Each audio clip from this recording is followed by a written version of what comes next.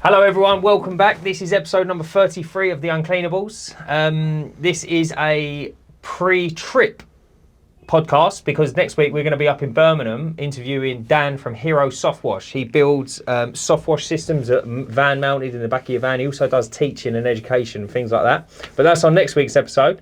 So today we are going to talk about a couple of bits and pieces. Yeah, it might not be next week's episode.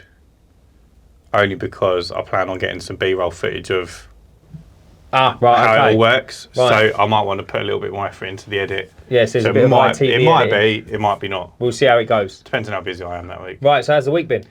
Week's been alright. I've just been cracking on, man. I've just been steady. Yeah? I've not had no exciting work. Nothing too much. No, I've got something cool booked in today though, actually. So I was at a job doing a first artificial grass clean. And I got a call, and the house was literally 2 minutes around the corner, and it was on Chalkwell Esplanade. Okay. So that like the view is beautiful, and they're nice gaffs. Like some of them, there was like Aston Martin on the drive of one of them, but this one there was it'd obviously been one building and they'd split it into three.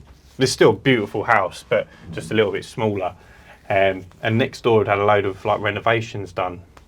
So they want their render cleaned, and it was all had all dark marks on it. So we've done a test patch for him, and then he asked about the driveway, so we got that booked in. Nice. And then he wants me to quote for the roof clean as well. But it's 3 stories, so I said to him, it's literally 3 square meters of roof. It's like a triangle that points at the front. It's so small. I said to him... But is that the highest bit? Yeah, it's 3 stories because of the way that it works. The ground is lower.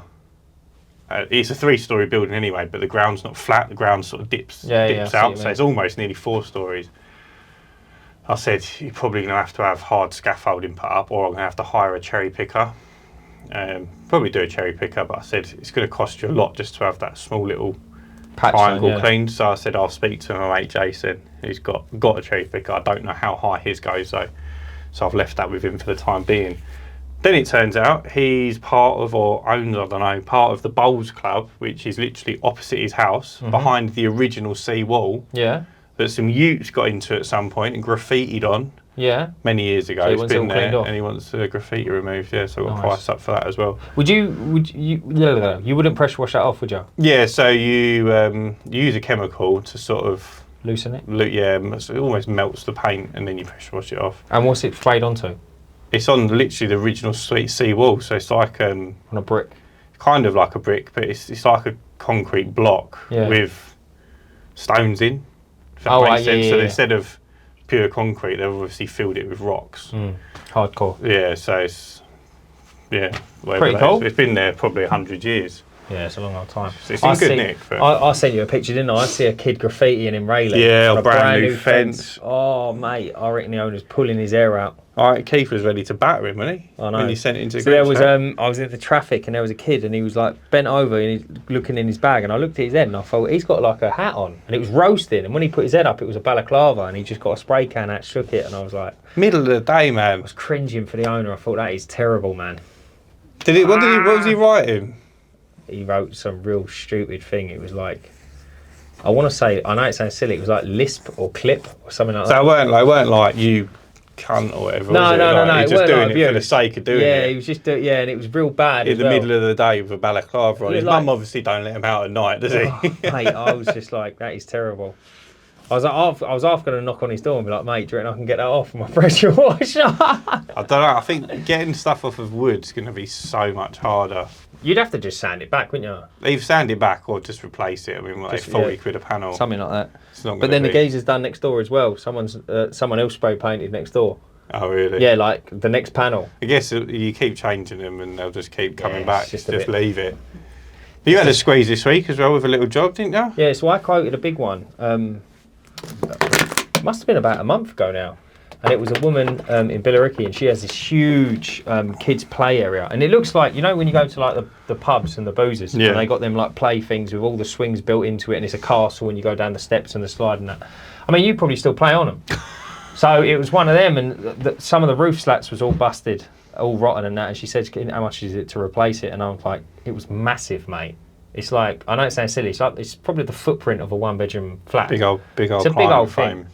So I said, look, I can go away and work it out. So I worked it out, and it come in just to do the timbers, and that was one price. I said, I'll paint it all. I said, if you want it done properly, I said, I can pressure wash it all, bring it back, get rid of all the old like peeling lacquer. I said, then reseal it again. And then I sent her a quote, didn't hear back from her for ages, and I thought maybe it was too much. It was over $1,000, right? For everything done, and didn't hear back from her. And then boom, I got a text message the other day saying, hi, we're just waiting for another quote, but we want you to go ahead with it. I think you've come in cheap on that.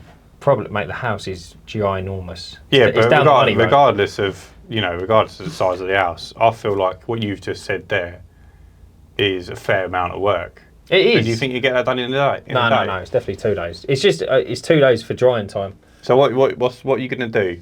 Pressure wash it all to begin with? No, so I'm going to see what's broken. No, I'm going to take the bits off, all the broken roof slats off that are broken.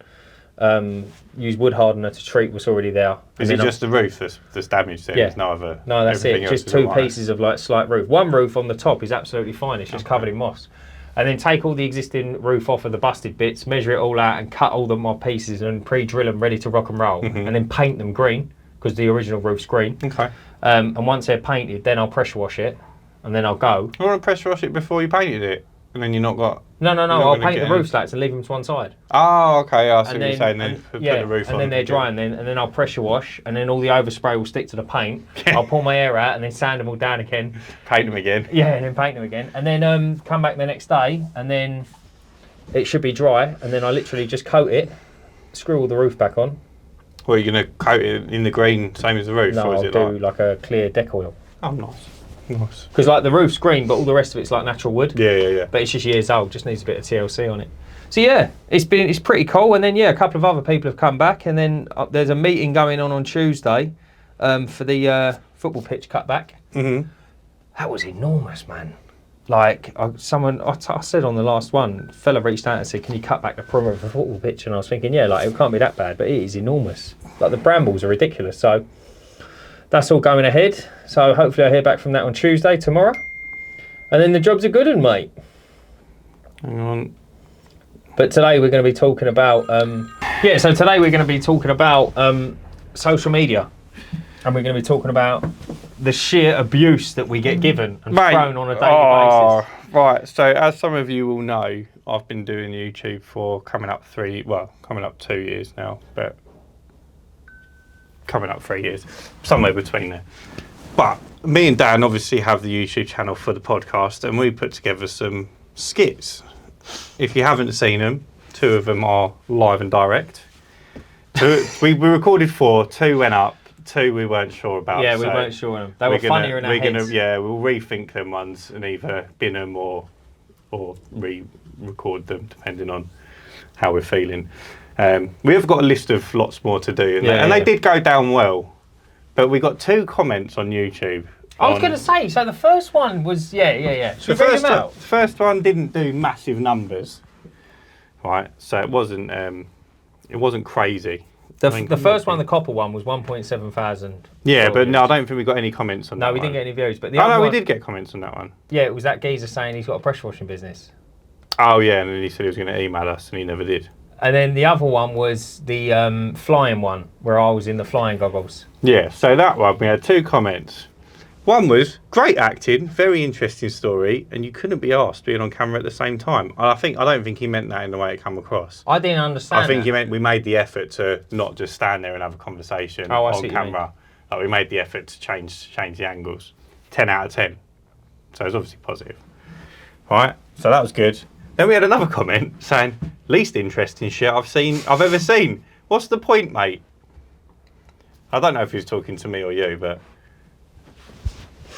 I find them hilarious.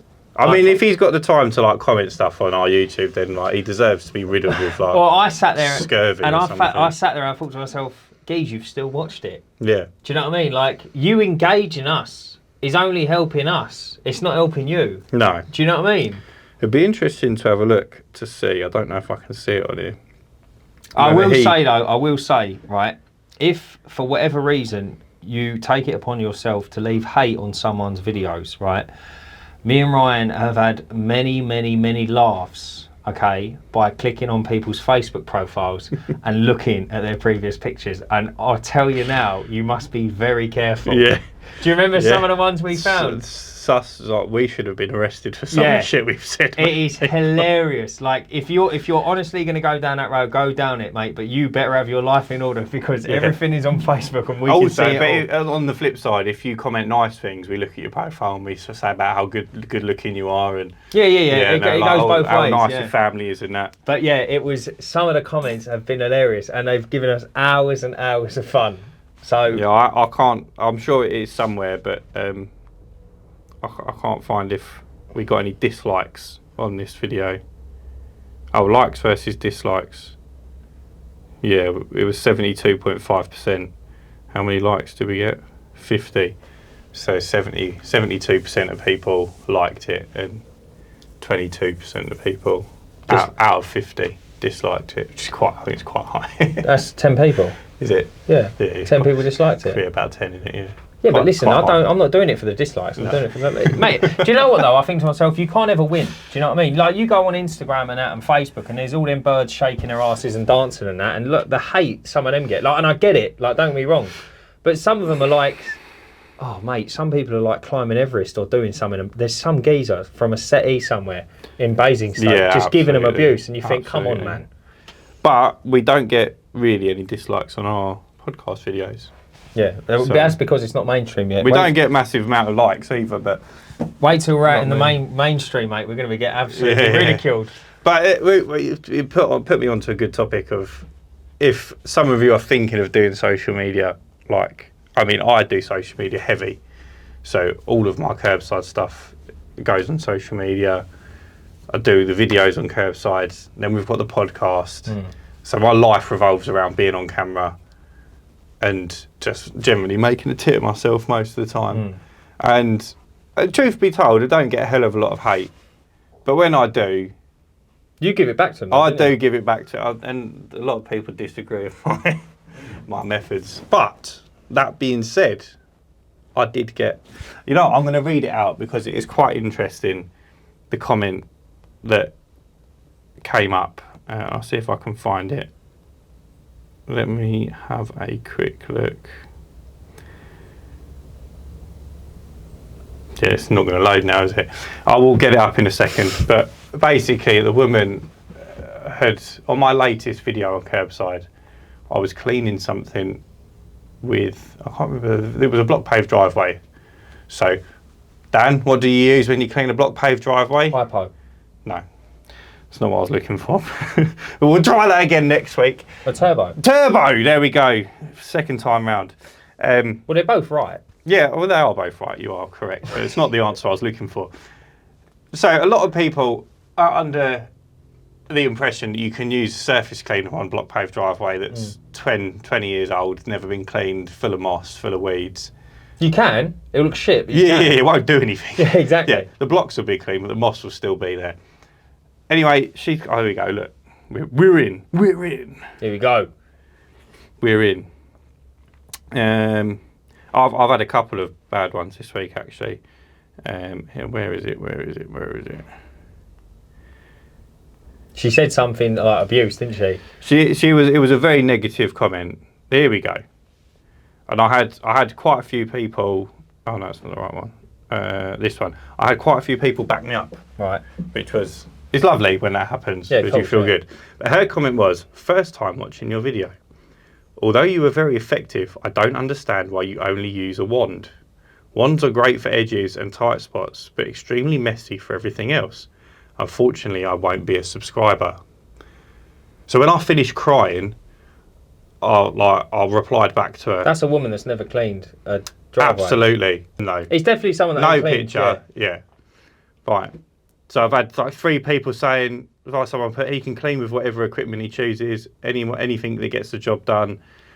Jake put, using a wand is the only really effective way to get a deep clean on block paving. Surface cleaning would leave residue in the joints, which we just discussed. She came back and said, I never said he couldn't. what I stated is my opinion only and no one else has to agree. Do we understand each other? So I think she's getting a bit defensive. Then she sort of backtracked a little bit because she was getting ganged up on by a few people. And she said, "Ryan, I understand. I wasn't attacking you. Some people seem to feel it did do a great job, but in my opinion, as I said, it does make a mess." Then your boy came in, yeah? I'm really proud of this one because I've converted. Yeah, you held it together. I said, "Thanks for your opinion. I see where you're coming from, but as Diamond quite rightly stated, that without the turbo, I would only be doing a half-assed job, and that's not what my customers pay for. The mess is tidied up in its entirety. I'm sad you won't be subscribing, but you'll be missing out on some awesome cleans over a difference in opinion of a job that was completed weeks ago for a customer that is happy." And she put, "I like the manner in which you've replied. You weren't defensive, and the least I can do as a result is to watch another video and consider what you said. Thanks." But she doesn't. Well, they don't seem that much on a warpath to just troll you, do they? So no. So it begs the question as to why did you even open up your mouth to begin with? Yeah. Do you know what I mean? Yeah, the opinion's not strong enough to be swayed. Mate, the internet is... Do you know what I find funny and interesting about the internet, yeah? It does not bother me what people say. And the reason being is because they're two to a penny. Yeah. And it's not like there's one bad egg for 10,000 good eggs. There's not. There's 10,000 bad eggs for one good one. Do you see what I mean? Yeah, I mean, I went through a stage on YouTube getting... No, I used to get... It wasn't like hate as such. But like people would just like comment what they think is right, and like, but like they said it with chest, and like sometimes it does get to you, especially like, hang on, I've seen it. Loads. I haven't had one in a little while. I've seen it loads where like people do a repair on something, on any type of issue, like a broken weld, this or that, or a pipe burst or a wire or something, and there's always someone saying that will never hold, that doesn't stand up to regs and that. Yeah. The amount of people pile in, they're like, mate, or like this is a good one as well, is like people do joists, right, for buildings, and they're like, is this right? I don't think this is right. And there's like 80 geezers saying cowboy, and then there's a couple and they're like, listen, if building's been stood for 200 years, it's going to stand for another 200. Like, don't think you know better than that. Do you see what I mean? Yeah, it's I can't find any examples now, but I very regularly get a comment that is far from pleasant, and particularly like it's a little bit more jarring when you've done the job for free. Yeah, that would. And that actually, it prompts more negative more negative comments, because like I'll do something for free, and for example, the first job I done for free this year was a big patio. It was fair sized patio, lots of walls around the patio, like ornate walls on stands and stuff. So it's not like a wall; it was more like coping stones being held up. So there's lots of like fiddly bits. Then like a massive block paved driveway. But the walls around the block paved driveway, which go around the whole property, I didn't clean. Right. The job was free, so I can do as much of it as I want to do that I'm happy with doing for the video. The amount of comments I got from people going, if you're going to do something for free, you might as well do it properly.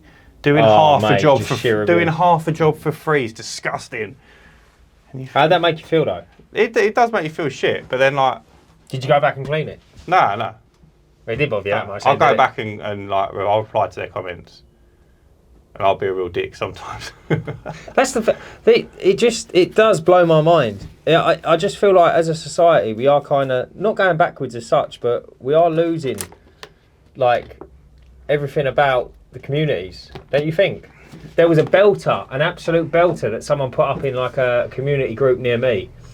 I think it was a South Woodham one, and someone said, "Oh, does anyone live down this one road? Because the neighbour at number so and so, he's had his pressure washer going all day, and if it's not a pressure washer, it's a chop saw. It's Sunday, for Christ's sake. Does the man not rest? Yeah." And everyone was commenting saying, "Just grow the bollocks, mate. Grow your pair of bollocks, right? Go round there, knock on his door, and tell him to stop. Like, why are you bringing it out on Facebook?" And everyone's saying maybe he works 6 days a week, and it's his only day to do like maintenance on his property. And you think, Mate, why don't you shut up? Yeah, well, what's it got to do with you? Do you know what I mean? It's like, go out and go for a walk, mate, if it's bothering you. Mate, you know, like this, I think about this a lot, right? And the people, like, since Facebook started doing that anonymous, you can post anonymously. Oh, yeah, it's got 10 times worse. Because I think the reason people were happier 50 years ago is because you couldn't go and call someone and you had to say it to their face. And people didn't say stuff to other people's faces because they were scared of getting punched. Yeah, a punch in the face, yeah. But now... Oh, mate, it's pandemonium It's now. fucking hate online. It's hate everywhere, isn't it? Posts, everything's just so negative. You got to be careful. You got to be careful. There was one woman and she had... And it's so interesting. It's like... If like... Listen, I eat out a lot. You probably eat out a lot, yeah? Like... roughly speaking, everyone eats out a lot, right? Especially recently. I'm sure you've walked into a gaff and the chips are a bit cold. Or, oh, they forgot the drink, yeah, and you go, oh, fuck it, never mind, right? As soon as someone jumps online and says, oh, I'm never going back to, like, best kebab ever. Oh, they forgot something. And then everyone, oh, yeah, 2 years ago, they forgot my Fanta. And you think, well, like, the geezer's business is just taking a kicking online. I see that exact thing It happens all the time. And it was someone ordered something and it took ages to turn up. They was obviously busy. She says ages, it was like an hour and 15 minutes. And it was lukewarm when it turned up. Yeah, there you go. And I'm like, bruv, you've ordered it to be delivered. Yeah. Like, it's not going to be piping hot, mate. Like, if it's piping hot, it's a bonus. Yeah, of course. But you don't expect it to turn up piping hot. And then everyone piles in on the comments. Yeah, and then it was, I ate there last Monday and I shit myself at work the next day. And I'm like, bruv, that could have been anything. Like, you didn't shit yourself immediately after eating it. And like, it's a kebab. It's unbelievable. That's given, isn't it? You're going to shit yourself. Unbelievable. Don't matter where you order it from. Yeah, I'll be honest, I would not sweat them people. I would not sweat them one bit. It's just hilarious, I think. But that was your first, that comment we had, that was kind of your first online bit of hate. No, I don't. No, yeah, it was. But then also as well, I put another advert up for that French drain I done. And people was coming, and not like, it got a good bit of traction, don't get me wrong. I think there was like 40 odd comments, right? And then a couple of people like, what did he say? He says, oh, it says here that it will still fail in a thunderstorm or something. He went, so what's the point in doing it? And I went, well, it helps. Yeah. It's not a cure, it's a prevention. Yeah. Oh, but you said it later on that it will flood. And I went, yeah, it will. I said, the pipe holds 90 litres. The surround around it will probably hold another 90, I said. So it will hold 180 litres before it bursts. You feel like saying to him, like, mate, your colon holds your shit, but if I ram you up the arse with a fucking broom, it's all going to fall out, mate. Yeah. And I'm thinking, like, do you ever get on a cruise and go, will this sink, mate? And you go, well, yeah, if I hit an iceberg, oh, but it will sink. And you think, well, yeah. Yeah. Do you know what I mean? It's like... Yeah, you don't build it to, like... There's no point building it if you're going to be like, whoa, if it gets hit by an iceberg, it will sink. Like, oh. It's like, mate, fucking hell. No, let's just leave the drain, the garden full of water, and let's not bother with the French drain, because if there's a thunderstorm, it's going to flood anyway. I mean, it's going to ruin anyway. If I leave the tap on all night... Do you reckon he's in, like, Armani, like, holding up a shirt? It's like, mate, will this stop a bullet? Mate, you know those sorts of people either sit at home, like, they're unhappy about something in life, mate. They're unhappy about something. I feel like we're ranting now about people. No, we are. It makes me sick, man. It makes me sick. But I have to be careful, man, because I see these comments, like someone will put something up, and then like I'll start typing out a comment, and I think I've got to stay away from it. No, you rise to it. You bite it. You bite the bait. No, if they're commenting on something of mine, I'm talking someone else's. Oh, as in like you're just jumping in for someone else? Yeah. If I see someone like digging out someone, yeah, I know you mean. And I start writing a reply like getting involved. I'm like, no, I must stay out of it. You can't. It's so easy though, isn't it? Fuel the fire. But then you can't fix everyone. Like you can't fix the world. Honestly, like it would be so interesting, I think, to have people's profession next to their name on Facebook and Instagram. I think, and then you can see what they do then. Because if most of the haters would be unemployed. If I'm taking hate off some dinner lady that's never pressure washed the driveway or put in a French drain, I think, what are you talking about here? Yeah. Do you know what I mean? Shelley, sit down. I don't actually mind it if other cleaning companies comment, but it never happens. Right? Yeah, it's just it never happens. All negative. But I wouldn't mind if another cleaning company was like, I've had a couple of debates with people about roof cleaning. Oh, this is. And I don't mind having that chat with other cleaners because I haven't got a preference. I think both have their place. So I'm not ever arguing with someone. I'm almost playing devil's advocate. The fact you even still upload roof cleaner videos means you choose violence every day. Mate, I think they are they're just the grounds for war. I've seen a few videos. Mate, I've seen a few videos of the new air pole. Have you? Yeah. Is that any good? Can't comment, mate. Can't comment. So from what I've seen, which isn't extensive, it's a short. I've seen a couple of people using it. The result, 10 times better than a normal scrape. It actually looks like you're cleaning the roof. But I think it's a bit unnecessary. Yeah? Yeah, so I think it's about 4 or 5 grand set up. So it's like almost the cost of like a really good fan mounted pressure washer. This is an interesting one. Do you think you can move tiles easier with air or with water? Because I've got a feeling it'd be the same. It's to do with the PSI, isn't it? Yeah, I've got a feeling they'd move easier with air for some reason. Yeah, because if air gets underneath it... Yeah, and it can lift them, can't it? Yeah, whereas water is heavy, so it's not going to... Yeah, almost. Exactly that. There's no uplift, I guess. Or there's less uplift because it's heavier. Right. But, yeah, I've seen it and... It's definitely got a place. Right, we need to get back on social media because we're digressing now. Yes, so the tolls of social media, and you've just seen how long we've ranted over one comment. Yeah, not that it bothers us. Yeah.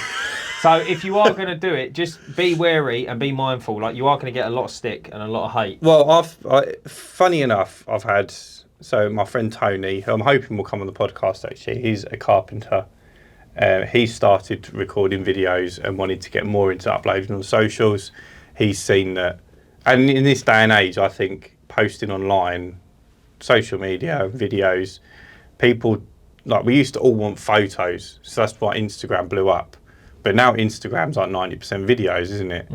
Because our brains are evolving to want to watch short video clips. So even if you're doing long form or short form. Did you know, sorry to interrupt, did you know YouTube is the #1 TV program in the world? It makes sense, yeah. TV broadcaster, that's insane. Yeah, I don't think it's even close to the second place. What is? Like, I would be surprised if second place is even close close. Oh, man, unbelievable. Yeah. I don't know what the actual figures are, but I was told. I mean, I've had, if you look at my monthly watch minutes, it's like 20,000. Like, one person couldn't watch that much TV in a month. Yeah, exactly. It's worrying, isn't it? Yeah. But yeah, go on. So, what was I saying?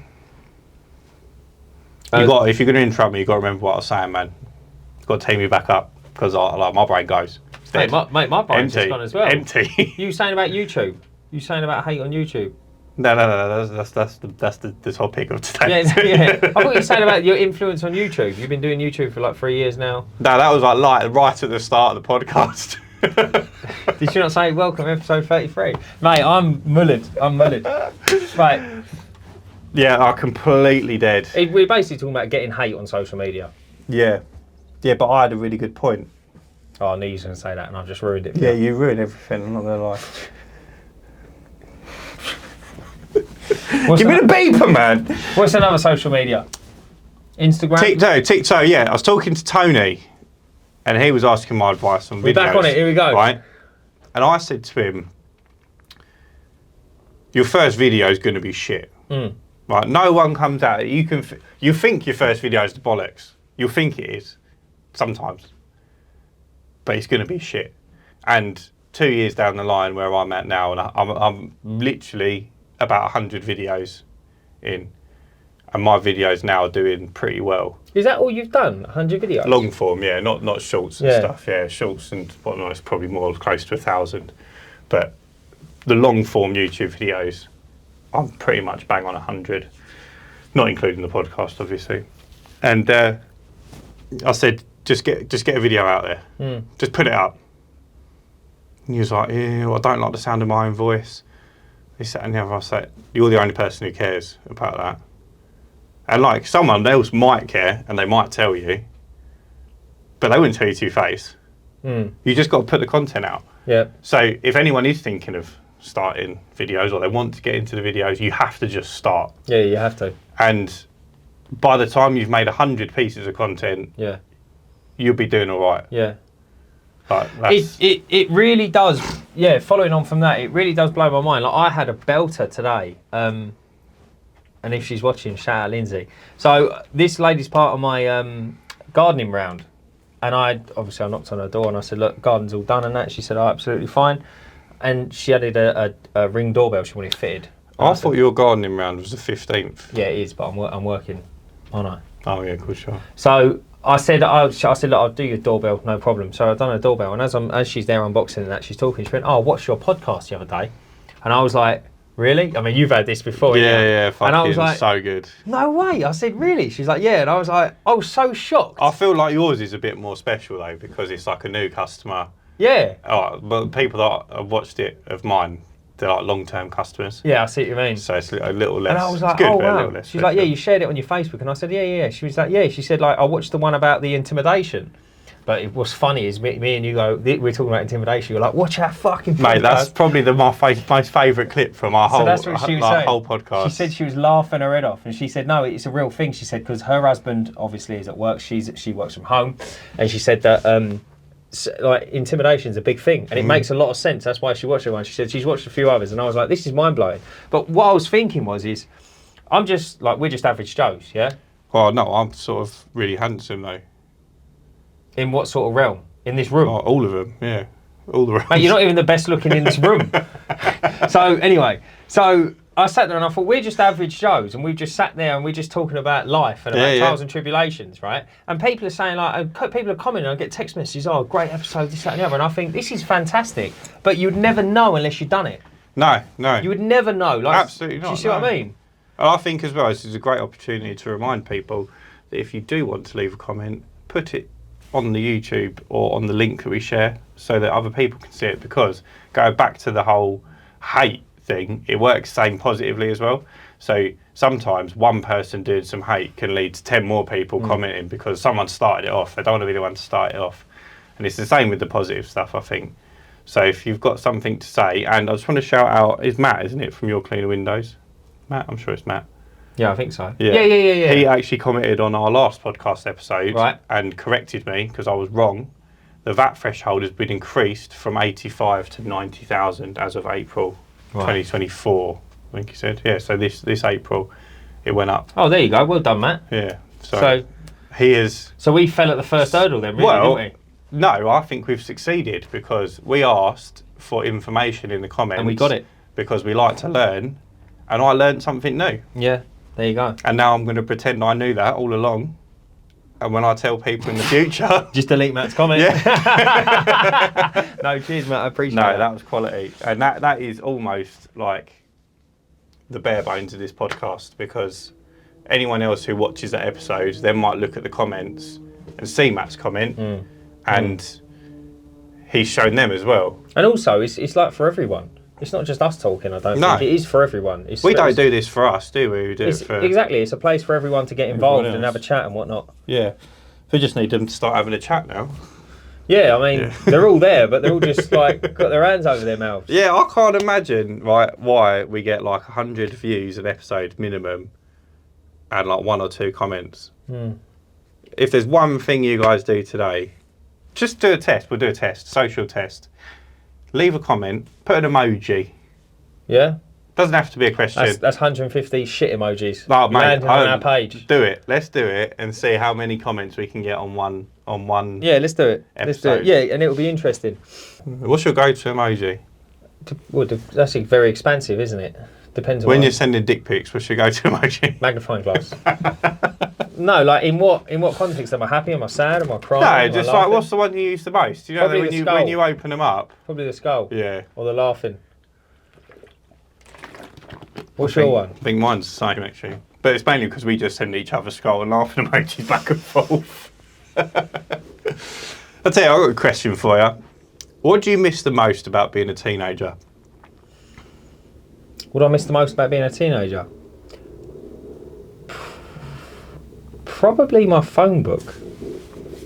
And like the close proximity everyone lived to each other. What do you mean by a phone book? As in, like, if you... Like, back when I was a teenager, mate, my Friday night and Saturday night plans, I had like 8 things to choose from. Yeah. Do you know what I mean? I had like 8, I'm not going to call it a motive, but I had like 8 events. No, call it a motive. Hey, come on, say it with chest. No, like I had like 8 things to do, say, and it was like there was always something going on. Yeah. And it was like, holy shit. Like, how do you choose? Yeah, but like when you're that age, you don't. I think, I'll be honest with you, I think life's very like, it gives you the reward first. I think life does. Do you know what I mean? And it's like, it's so much fun. And then like as soon as you hit like say probably 22, 23 and you start changing a little bit. 15 to 21 is the golden years. Yeah, it's like unbelievable. Yeah. And then after that, it's just like, shit. Even if you ain't got money, you don't even need money at that age. Mate, I remember I used to go out when I was 18, right, with 40 quid. Yeah. And I used to still get home in a cab. Yeah, I don't think you could do that now, but... Do you know what I mean? You don't have to do stuff that costs money, do you? Just hanging out on the streets with your mates. It's like... No, I never done cool. that. Yeah, but Are you talking like when you was 13? No, but I'm just saying, whatever age you were, at that point in your life, it was enough. Mate, you had a good night. It was blinding. Mate, if I stood on a street corner with you now... We'd be in the back of a meat wagon, yeah, wouldn't we? No, well, yeah, I wouldn't. Do you know what a back of a meat wagon is? No. Police van. Oh, right. Yeah, we probably would then, yeah. But yeah, that's what I miss about being a teenager. What do you miss? I don't do a lot of different stuff now than when I was a teenager, to be fair. What, you still hang around kids? What do you do? What do you mean you don't do? I worked when I was a teenager and I work now. Well, I did as well, but surely stuff changes. No, I played a lot of PlayStation. Played more PlayStation.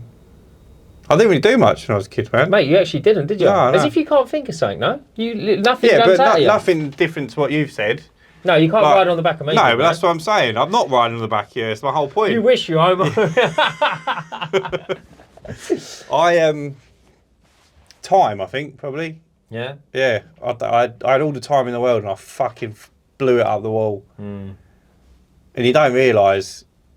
And I think when I was younger, I was always like, in my head, I was always like, oh, I'm going to settle down and life's going to be great and I'm going to have this normal life.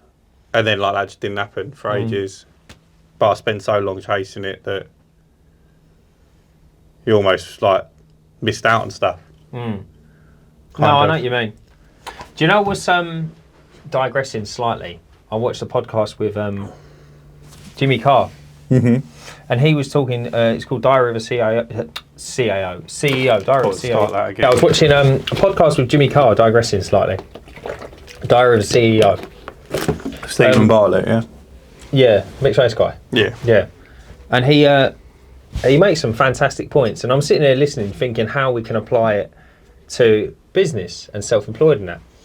And he says, he's talking about a mixture of other things. And he says one of them is, life's all about like short-term goals, short-term results, long-term results, yeah? And he's like, do you want to be in good shape when you're older?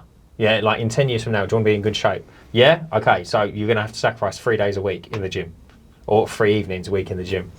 He says if you want to still be mobile and healthy and all the rest of it, bits and pieces, do you want to have a lovely relationship with your wife and a couple of kids then? Okay, so you're going to have to sacrifice another 3 days, another 3 evenings for family time and things like that. He says you can have whatever you want, but obviously ultimately there are sacrifices. It costs, yeah. It costs, yeah, right? Everything costs. And I sat there and I thought, I obviously knew that anyway, but when you literally say it out loud, it clicks in your head again, and it makes a lot of sense, doesn't it? Yeah. It's like you can have, in terms of business and things like that, you can have a great flourishing business, but there is no great flourishing business without sacrifice. No. Do you see what I mean? Well, you know as well, and you have to always do something. It all comes at a cost. Everything costs in some way, shape or form. Yeah. Like, it doesn't matter what you're trying to do, and you can break everything down into short-term stuff. So, like, for example, at the moment, I'm trying to get a mortgage. But for I'm trying, yeah. For me to do that, I've got to sacrifice going out or spending money on stuff that I would normally spend money on, going out for dinner or, whatever it might be, some new clothes. So, to put myself in that position, and then at the same time, I've then got to work a little bit more. So then I lose a little bit of time with my wife and my kids. Winner. Yeah, depending on which way you look at it. And yeah, everything, and then that's in the short term. Yeah. But then in the long term, it's still the same. House. It's still the same thing. Yeah, in the long term, I have a house, and that will get easier over time. Yeah, totally. But to begin with, it's like you got to spend time and whatever else. It does make a lot of sense. It is very interesting. I'll tell you another thing as well. This will blow your mind. You've probably heard of it already. There's a thing called regional beta paradox. Have you ever heard of it? No. So a regional beta paradox is, if you was to walk somewhere, okay, let's say a shop that's a mile away, you'd walk a mile, wouldn't you? Yeah. But if you was to go to a further shop that's 2 miles away, you'd probably drive it. You wouldn't walk that far. So therefore, you can drive faster 2 miles than what you can. You can actually travel faster in 2 miles than you can in 1. Yeah. Right. So that's a regional beta paradox. Okay. Paradoxically, you're traveling faster. You're doing further in less time. Yeah. But you can apply that in life, right? This, and then when I started doing it, it actually started blowing my mind. If you're in a job, this was a great one because Keith mentioned about maybe packing up work to start a self-employed business, and people always think this and they have like a 10-year plan and a 5-year plan. But you're not leaving that job because it's a bit annoying, but it's okay. But it's not enough. It's safe, and it's not enough to kind of piss you off enough to go, I'm not done. Like I'm walking away from this now. I'm going to start something else. You're just in that sort of limbo. Whereas if you was to leave it completely and then start your own thing, effectively then you're going from walking to driving, and you could be away. Yeah. Do you see what I mean? Yeah, or you were sacked. Yeah, and it's like loads of little things. Like if you're in a relationship with someone, and they might be a little bit abusive, but it's not that abusive enough in order to leave. You're still sacrificing the great round the corner because of what you have at the minute. I think comfortableness can sometimes be the biggest thing that holds us back in life. Yeah, sitting in your comfort zone, isn't it? Yeah, being comfortable. Nothing grows in your comfort zone, does it? No. And it's interesting you say as well, like constantly keep changing. Like so, obviously, like when you start working in bits and pieces, and you have let's say you're a hairdresser. And it's like, okay, you're a hairdresser, and then you've got your 5 good clients, right? And then they've got a couple of friends and a couple of cousins that come in, and now your 5 has turned into, say, I don't know how many haircuts they do. What's a good month? 50 haircuts? One a day at least. One a day at least. So let's say between 30 and 50. Yeah. So you've got between 30 and 50 clients, right? And it's all ticking over nicely, right? But then if you hold them 30 to 50 for the next 10 years, have you wasted 9 years of your life? Because you haven't done anything. Do you see what I mean? You can then mix it up a little bit and go, right, I've got this now. How do I now incorporate another chair in this office? Or get another person here? And then they can take 25, I can take 25, and we can get another 30 to 50 each. Yeah. Do you see what I'm saying? Yeah. Not everyone's wired that way, though. No, it is interesting to see. Whenever people reach out to me before they've started their business and they ask for advice, the first thing I say to them is, you've got to decide what you want. And I think I've had this conversation with you. Every day. Yeah, but I want you to do good, man. You fucking frustrate me. Be the change you want to see in the world. No, mate, I am. I say to them, do you want like a really well-paid job? Yeah. Or do you want a business? Yeah. Because if you want a really well-paid job, like, mate, if I'd gone down the job route now, I'd be laughing. But I've chosen the business route, so a lot of my costs, I've got higher costs than I wouldn't have this place if I wanted a well-paid job. Yeah. I wouldn't be doing a podcast. You wouldn't have known me. Well, I knew you. Unfortunately, I knew you beforehand. That means you'd be happy. Yeah. But I probably wouldn't have bought half the equipment that I bought. Yeah, of course you would have done. Because... When you say a job, you mean working for someone? No, I mean, I'd be self-employed. Oh, right. Okay. And I'll have my window cleaning round, and I'll have a little pressure washer to do jobs with. But I want to be a business. Yeah. So eventually I want to employ people. So for me to employ people, I need processes in place. So I need equipment that works. I need ideally the best equipment so that it's more reliable, and I can train people on that equipment and send them out and know there's not going to be any issues. I don't need like a beat up second-hand gutter vacuum that has a little bit of duct tape on the bottom that you've got to replace every 3 jobs, otherwise it doesn't work properly, and only you know that little trick. You know, or one of the wheels is a wooden block or something, you know. Yeah. I need just it to work. Yeah. And because of that, I've spent more money. And a lot of my money goes back reinvested into the business to pay for these things. Whereas if I was self-employed, all that extra money would just be mine. So I would have a really well-paid job. But there's no growth progression. It's really difficult to then take a pay cut to take someone on. So say you was on 100 grand a year before your costs working for yourself, right? If you went, I should really take someone on now, you've got to take a 2 grand a month pay cut to pay them, or you've got to find 2 grand a month worth more work. So either you go and get the work first, and then you're like, fuck me, I work really hard for this 2 grand. I want to keep it. I don't want to give it away. Or actually, I can handle it. I'll keep the 2 grand. And then you're in the same position. It's really, really difficult to give money away once you've become accustomed to it. Massively. Whereas the way I'm doing it is the money sits in the business. Yeah. I get paid my wage at the end of the month. And I'm not accustomed to that extra money. So although my life's moving a lot slower than it should do, in the long term, I'm building something larger than the job. Yeah. Does that make sense? Yeah, totally. But that's a decision I actively made at the start. And I guess you can change halfway through, but like I said, it's really difficult to give money away or feel like you're giving money away after you've become accustomed to it. And taking like a second person's wage pay cut out of what you're used to earning. I think it's quite, because if you was to go from 100 grand a year and then you built up that round, say, but 100 grand a year is like, it's not an easy feat. No. That's hard going, yeah? Yeah. And it will probably take you about 18 months to 2 years to get there, I reckon, if you're self-employed. Yeah. I mean, that's if you're gunning it. Do you know what I mean? Like, obviously, some people do that in 10 years. But, okay. But then, to then realising, should I say, how hard it is to get people to call you. That's the hard thing. It's easy buying all the stuff and doing the work effectively. It's getting the phone to ring. But then getting someone in there and then trying to find another 2 grand's worth of work, I think that'd be quite difficult. It's a risk. It's not difficult. I think it's going back to the paradox. It's not difficult, and we had this conversation like long ago. You can have the phone ringing off the hook every day, but it costs money, and that money ultimately comes out of your pocket when you're self-employed. So for me, my phone rings all the time, but it's not my money I'm spending; it's the business money. So it's a lot easier for me to spend that money and go, I'll throw 500 quid at that bit of marketing.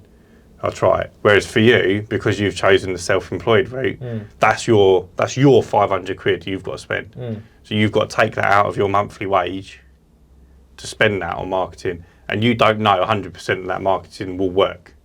No, I know what you're saying, but no, I do leave money in the account. No, I know you do because I told you to. But my point is, for someone who's self-employed, that money's still yours, whether you leave it in the account or not.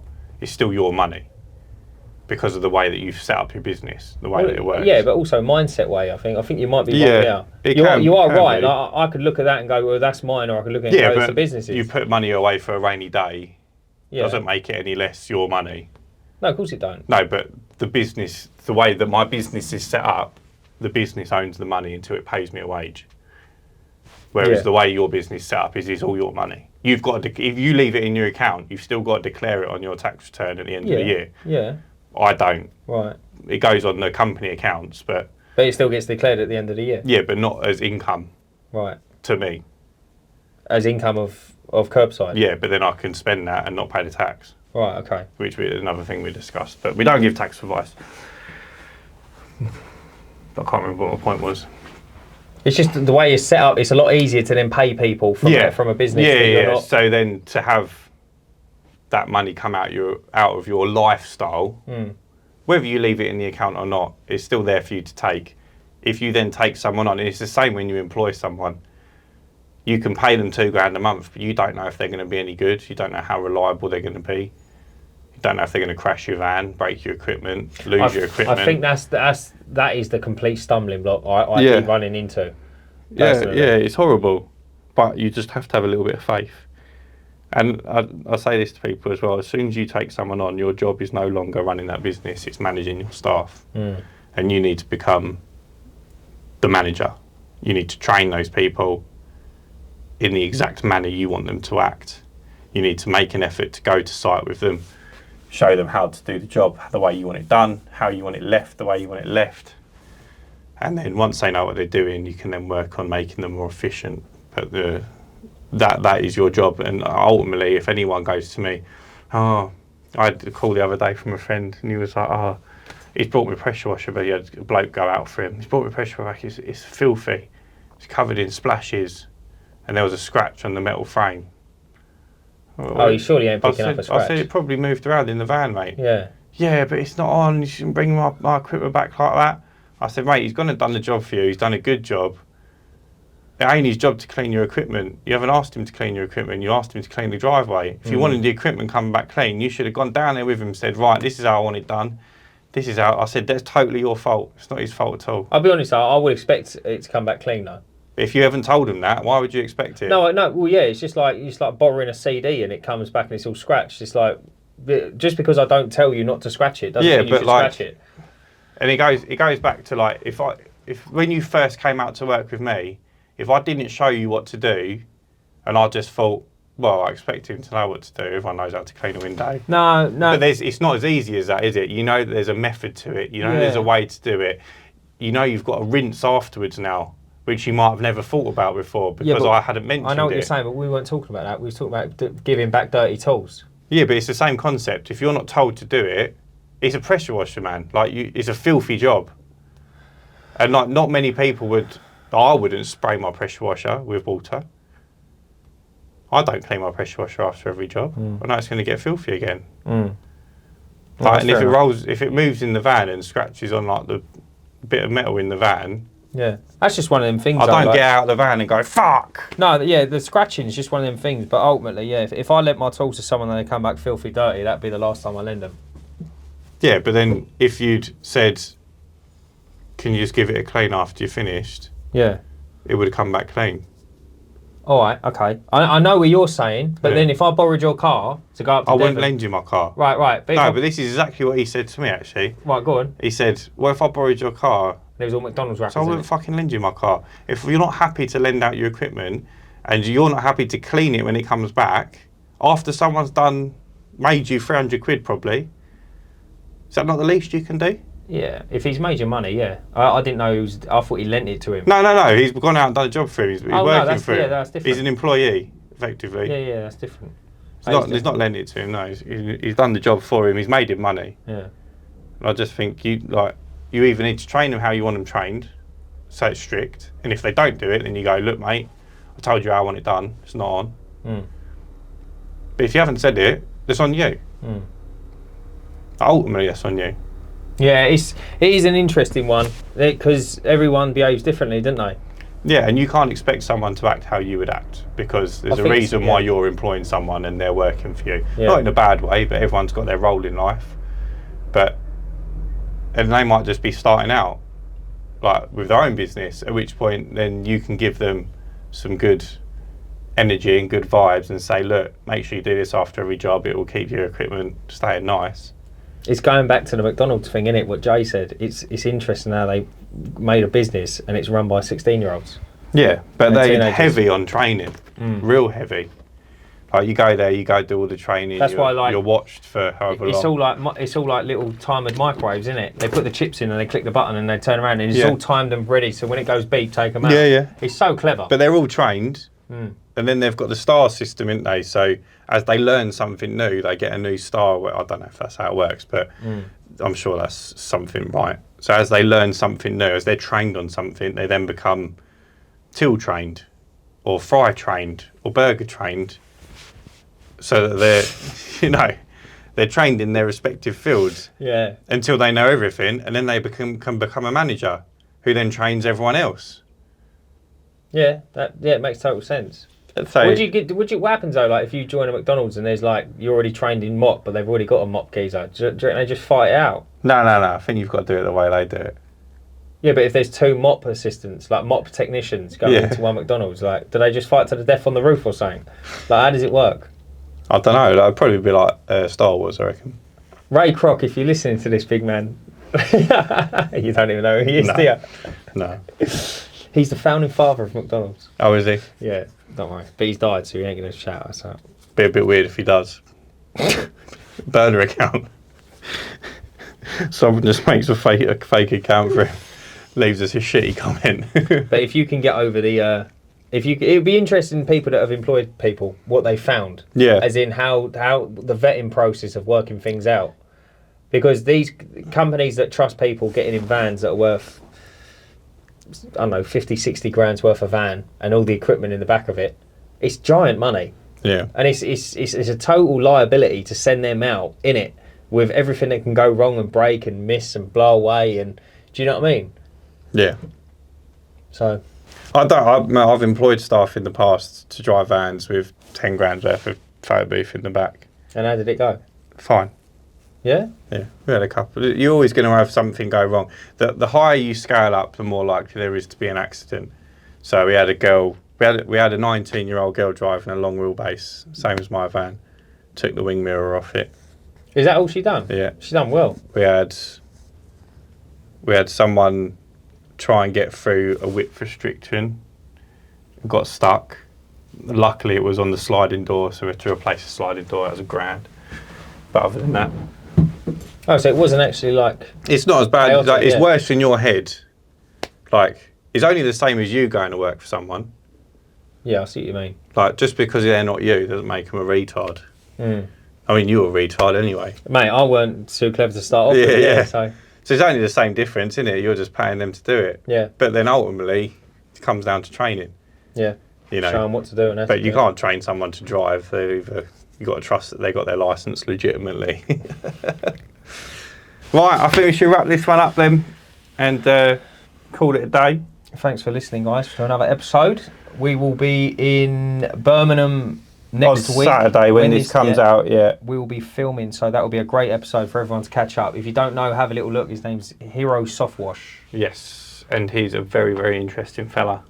And we're going to ask him. That's a good point. If you're still listening to the podcast or watching, DM me or Dan or the Uncleanables page or leave a comment if you've got any questions for Dan.